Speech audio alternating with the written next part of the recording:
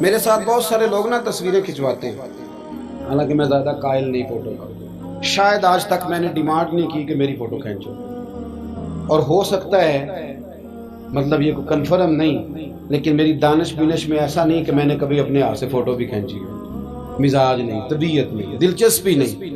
لیکن میرے گاؤں کا ایک موچی ہے، جوتے گانٹتا ہے، اس شخص نے 4 بیٹیاں بیائی ہیں جوتے گانٹ کے، اور میرے ابا جی بتایا کرتے تھے کہ جن دنوں نا دھیلا چونی جوتا گانٹنے، اب تو جوتے کوئی گنڈواتا ہی نہیں، اب تو گانٹنے کا رواج نہیں، اب تو بچے نئے لیتے ہیں، تو جوتا گانٹنے کے لیے جب اس کو دیتے تھے تو چونی اگر اس کی ہوتی تھی نا تو اس کو کہتے تھے نا روپیہ تو رکھ لے، تو کہتا کیوں رکھوں جی، میری چونیاں تو میں نے چونی لے لی، اور ناراض ہو جاتا تھا۔ 4 بیٹیوں کی شادی کی ہے اس نے، پھر اللہ نے اسے عمرہ بھی کرایا، اور آج بھی وہیں بیٹھا ہے۔ تو میں جب گاؤں جاتا تو میں کہتا ہوں چاچا میں تیرے ساتھ تصویر کھنچوانی ہے، تو مجھے کہتے ہیں پتر میرا تو منہ بھی نہیں تو گیا میرے ساتھ فوٹو، تو میں کہتا ہوں یار تو ایک انسان ہے، تو ایک مثال ہے، جس بندے نے ہاتھ پھیلانے سے نفرت کی ہو، اب تو چندہ ہی چندہ رہ گیا، چندہ ہی چندہ، اس کے علاوہ اللہ معاف کرے کوئی دوسری شے۔ میں گلاسکو میں تھا تو مجھے ایک صاحب کہنے لگے آپ نے کوئی اعلان شلان نہیں کرنا، مدرسہ نہیں ہے؟ میں نے کہا مدرسے بڑے ہیں پر اللہ کا فضل ہے، کیونکہ وہ نبی کریم کے نام کے ہیں تو ہمیں کبھی کمی کوئی نہیں آئی، کبھی نہیں کمزوری آئی، رونے کا مزاج بھی نہیں، وہ چل رہا ہے مدرسہ۔ تو میں نے کہا آپ کیا سمجھتے ہیں جو یہاں آیا ہے وہ چندے لے نہیں آیا ہے؟ کیا مزاج آپ لوگوں نے بنا لیا، اس سے نکلیں۔ وہ بھی کوئی قومیں ہوتی ہیں جو ہر وقت ہاتھ پھیلا کے رکھتی ہیں۔ قرآن مجید نے صحابہ کی تعریف کی، لا یسألون الناس الحافا، وہ لپٹ لپٹ کر سوال نہیں کرتے۔ یہ اصحاب صفا کی بات کی قرآن پاک نے، لپٹ لپٹ کر سوال، خبردار تھوڑے پہ گزارا کرنا سیکھو، عزت کی زندگی جیو گے۔ اور نوجوان بالخصوص یاد رکھیں، اگر وقار سے جینا ہے، سار اٹھا کے جینا ہے اور مطمئن زندگی گزارنی ہے تو پھر اس بات پہ راضی ہو جاؤ جو اللہ نے ہمیں عطا کیا ہے۔ پھر تیرا 5 مرلے کا مکان، اگر تو نے فراڈ کا مکان خریدا ہے نا 6 کنال کا، تو اس سے تیرا 5 مرلے کا وقار والا گھر بڑا شاندار۔ عزت کے ساتھ اگر جینا چاہتے ہو، حاتم تائی سے کسی نے کہا تھا کبھی تو نے اپنے سے بڑا سخی بھی دیکھا ہے؟ حاتم تائی کا نام ہے نا آج تک سخاوت میں، اپنے سے بڑا سخی بھی دیکھا ہے؟ اس نے کہا دیکھا ہے۔ کون سا؟ کہنے لگا میں نے ایک دفعہ اپنے سارے شہر کی دعوت پکائی تو میں چہرے پہ نقاب اوڑھ کے نکلا کہ پتہ کروں کوئی آدمی رہ تو نہیں گیا۔ تو جب میں جنگل میں گیا تو میں نے ایک بابے کو لکڑیاں کاٹتے دیکھا۔ سب لوگ اس زمانے کے جتنے پڑھے لکھے شعراء ادیب سب میں نے بلائے، بابا لکڑیاں کاٹ رہا تھا، توجہ ہے میری بات پر؟ کہتے میں اس کے قریب گیا، چہرے پہ نقاب تھا، میں نے کہا بابا جی آپ کو نہیں پتا آج حاتم تائی کی دعوت ہے؟ کہنے لگا بیٹے پتہ ہے، تو میں نے کہا جانا نہیں؟ تو کہتے بابے نے عجیب جواب دیا، کہنے لگا مجھے نا اپنے ہاتھوں کی کمائی کا چسکا لگ گیا۔ کس کا چسکا؟ ہاں آج کل چسکا یہ ہے کہ کسی کو پارٹی کیسے ڈالنی ہے، کیسے مفت کی روٹی کھانی ہے۔ کس کا چسکا لگ گیا؟ اپنے ہاتھوں کی۔ بولیے۔ میرے نا مدرسے میں ایک لائق بچہ پڑھتا ہے، مالدار گھرانے کا تھا، تو تھوڑی سی نا آپ کو پتہ ہے دوران طالب علمی ہمیں بھی بڑے بہانے آتے تھے، تو یہ چیزیں یاد آتی ہیں، تو تھوڑا آگے پیچھے ہوتا تھا۔ مدرسے میں کام ہو رہا تھا تو میں اس کو کھڑکی میں لے کے کھڑا ہو گیا، میں نے کہا بیٹے ایک چیز تجھے دکھانی ہے، جب تیرے سامنے بھنا ہوا گوشت رکھا جاتا ہے تو نخرے کرتا ہے، ادھر بھی آ ایک نظارہ دیکھ۔ مزدور نا سویرے 2 روٹیوں کے بیچ اچار رکھ کے لاتا ہے، اور جب وہ دوپہر کو کھانے لگتا ہے نا میرے بھائی، تو وہ اچار اس کی روٹیوں کو بھی لگ جاتا ہے اور پونے کو بھی لگ جاتا ہے۔ لیکن جب دوپہر کا وقت ہوتا ہے تو مٹی سے لتھڑے ہوئے ہاتھ پہلے وہ جا کے ٹوٹی پہ دھوتا ہے، پھر وہ کیا کرتا ہے کہ وہ پانی کا پیالہ خود بھر کے رکھتا ہے، توجہ میری بات پہ رکھیں، پھر وہ زمین پہ بیٹھتا ہے اور جب وہ پونا کھولتا ہے نا، کبھی اسے کھاتے ہوئے دیکھو، یوں محسوس ہوتا ہے کہ دنیا کی ساری نعمتیں اس کے سامنے پڑی ہوئی ہیں، اور ٹیبل پر بیٹھ کر 22,000 کی روٹی کھانے والے اتنا شکر ادا نہیں کرتے جتنا وہ بندہ شکریہ ادا کرتا ہے۔ یا اللہ تیرا شکر ہے، یا اللہ تیرا شکر ہے۔ اور ان کو لفظ نہیں سیدھے پڑھنے آتے، ویسے بھی لفظ تاثیر سے بنتے ہیں تلفظ سے نہیں۔ اہل دل آج بھی ہیں اہل زبان سے آگے. صحیح تلفظ نہیں ادا کرنا آتا، لیکن جب وہ ہاتھ باندھ کے کہتے ہیں نا یا اللہ تیرا شکر ہے، تو یوں محسوس ہوتا ہے کہ روٹی تو اس بندے نے کھائی ہے.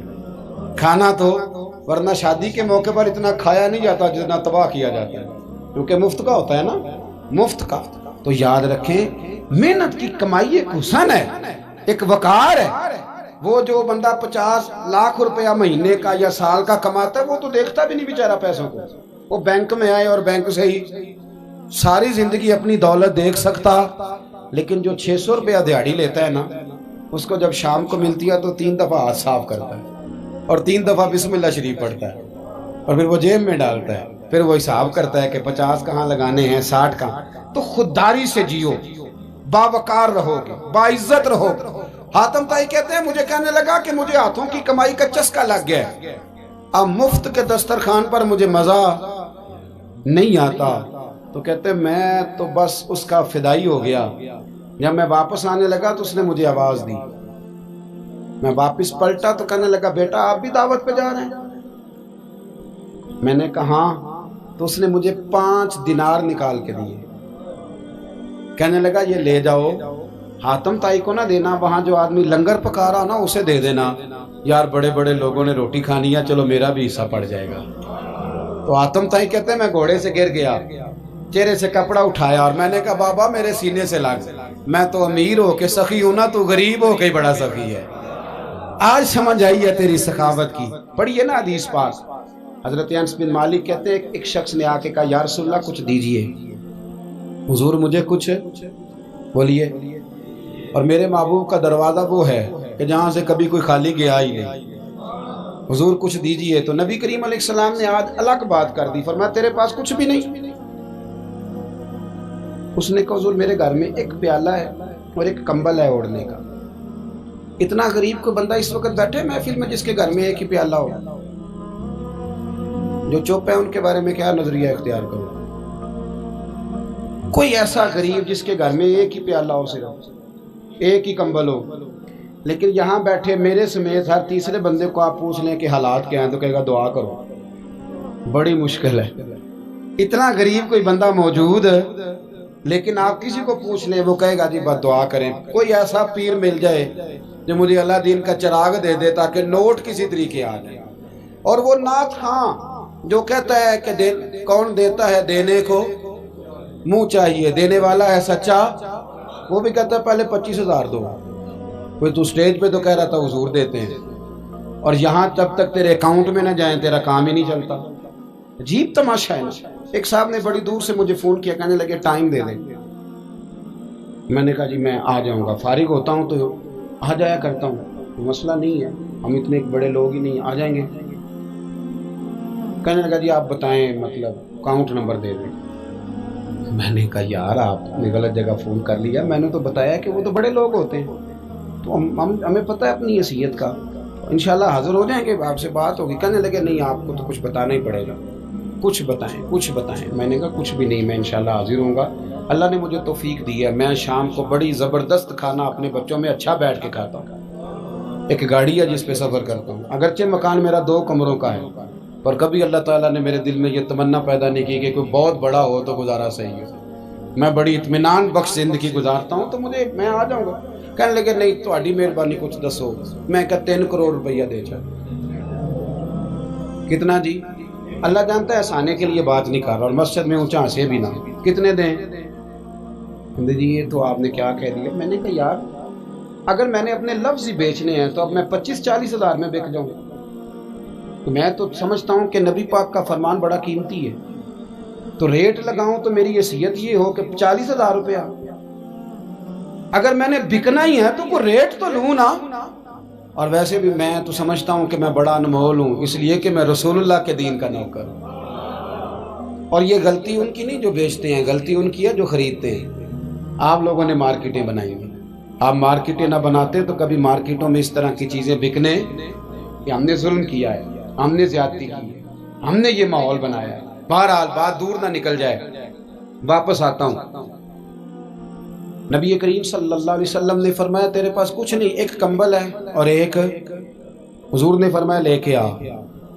یہ سرکار کا فرمان سیاستہ سے عرض کر رہا ہوں۔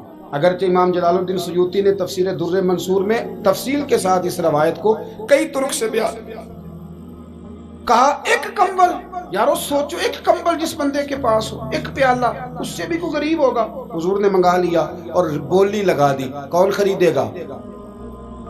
ایک شخص نے کہا 1 دینار، ایک نے کہا 2، حضور نے 2 دینار میں بیچ دیا۔ وہ بولا نہیں کہ حضور 2 ہی تو چیزیں تھی، وہ بھی بیچ دی آپ نے۔ اللہ کے رسول نے فرمایا 1 دینار کا کھانا لے جاؤ اور 1 دینار کا کلاڑا خرید کے لاؤ۔ وہ لائے۔ حضرت انس کہتے ہیں بندہ بڑے نصیبوں والا تھا، وہ جب کلاڑا خرید کے لایا تو اس میں دستہ میرے نبی نے دستے مبارک سے لگایا، حضور نے دستہ لگایا اور فرمایا یہ لے جنگل میں جا۔ مسلمانوں، یہ میرے رسول اللہ کی تعلیم ہے۔ نوجوانوں غور کرو، اگر معاشرے کو سنوارنا ہے تو اس چیز پر محنت کرو۔ فرمایا یہ کلاڑا پکڑ، رسی پکڑ، جنگل میں جا، لکڑیاں کاٹ کے لا، کھا بھی اور کھلا بھی، پہن بھی اور پہنا بھی، جا۔ اور حضور نے فرمایا 15 دن مجھے نظر نہ آنا، جا کام کر، جا کے محنت کرنا اہل اسلام کا شیوا ہے۔ آج پوری دنیا میں ہمارا کشکول مشہور ہے، دھوکہ معروف ہے۔ لوگ کہتے ہیں کہ انہوں نے ایسے ہم نے طریقے غیروں سے پیسے نکالنے کے اختیار کیے، ایسے طریقے کہ کبھی سنے تو شرم سے سر جھک جاتا ہے۔ یہ معیار ہوتا ہے اعلیٰ قوموں کا کہ وہ چندوں پہ زندگی گزاریں، وہ مانگ کر کے کھائیں، یہ معیار ہوتا ہے۔ کسی کونے پہ بریک لگتی ہے تو آپ دیکھیں مانگنے والے کتنے زور و شور سے آتے ہیں۔ خدا را محنت کی عادت۔ وہ صحابی چلے گئے، 15 دن کے بعد آئے۔ یہ لفظ امام سیوطی نے لکھے، 15 دنوں کے بعد آئے تو حضور نے فرمایا تیرا حال کیا ہے؟ حضرت انس کہتے ہیں مجھے بھی تجسس تھا کہ پتہ تو چلے۔ تو وہ مسکرائے، عرض کرنے لگے یا رسول اللہ پہلے 1 پیالہ تھا، اب سارے گھر کے برتن بن گئے۔ یا رسول اللہ برکت آپ کی ہے، پہلے 1 کمبل تھا، اب سارے گھر کے بستر بن گئے۔ اور امام سیوطی کہتے ہیں انہوں نے جیب میں ہاتھ ڈالا تو 10 دینار نکالے، عرض کی حضور رکھ لے، میں صحابہ صفا کے لنگر میں حصہ ڈالنے آیا ہوں، یہ قبول کر لے مجھ سے۔ مہربانی فرمائیں، مہربانی، خودداری سے جئیں اور تھوڑے پہ گزارا کریں۔